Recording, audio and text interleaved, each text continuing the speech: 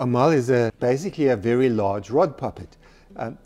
And when we got our initial request from Good Chance to make a tall little girl, I said, well, it depends if you want to operate her with a truck or a great piece of machinery behind. That's possible, but it's very high tech. And they said, no, we want low tech. And so I said, well, stilts then are the choice. And we consulted Craig Leo, who is our main stilt walker and colleague in Handspring various productions. He said, yeah, he thinks he could do 3.5 meters. And so that's what we went with. The body is made of molded cane bound together, but the head, hands and arms and legs are made out of carbon fiber, which is the lightest, strongest material we could learn to work with. Inside her body is somebody who supports her torso and her hip and controls her head while standing on a pair of stilts.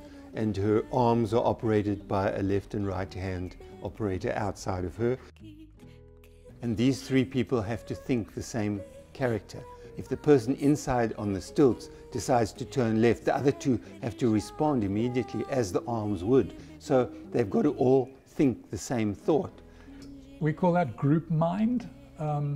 When three people are saying the same thing, almost intuitively, when they click, the puppet becomes an incredibly powerful communicator and empathizer, and I think that that's one of the things that's going to happen across Europe with Little Amal. Yeah, this little girl is traveling through countries where she doesn't speak the same language as the audience, so she's got to be able to express herself non-verbally. We've taken a choice not to give her a voice because she's so huge. What would a huge voice sound like? And so she will be talking through interpreters. She will whisper to people who will be able to pass her thoughts on to the audience. But she also talks through gesture and what we call micro movement.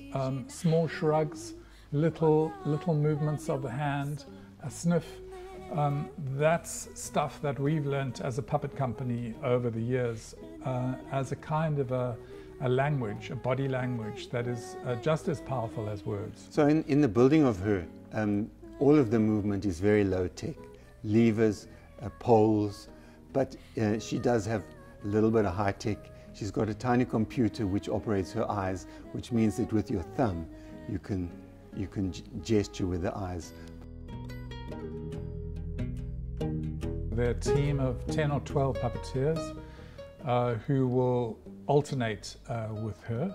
They're going to get very tired and they'll need time off. And another thing that we've done is we've made 3 versions of her. So if something does happen along the way, we've got 2 alternatives. So those are 2 really important things. But in a way, we are doing something unprecedented. It's part of the reason why we came out of retirement and took on this project. It's because it's such an important thing to do, such an exciting challenge.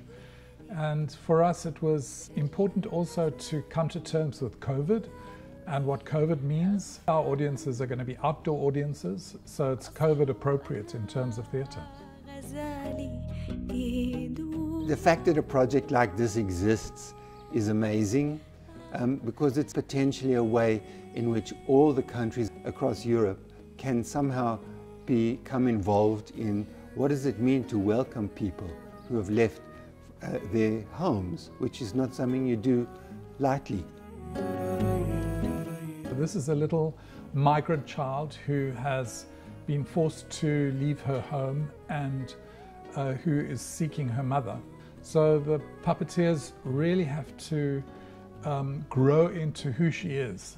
And that act of empathy coming into the puppet from the puppeteer is something that's quite often translated into the audience. The audience really feels that child that the puppeteers have become.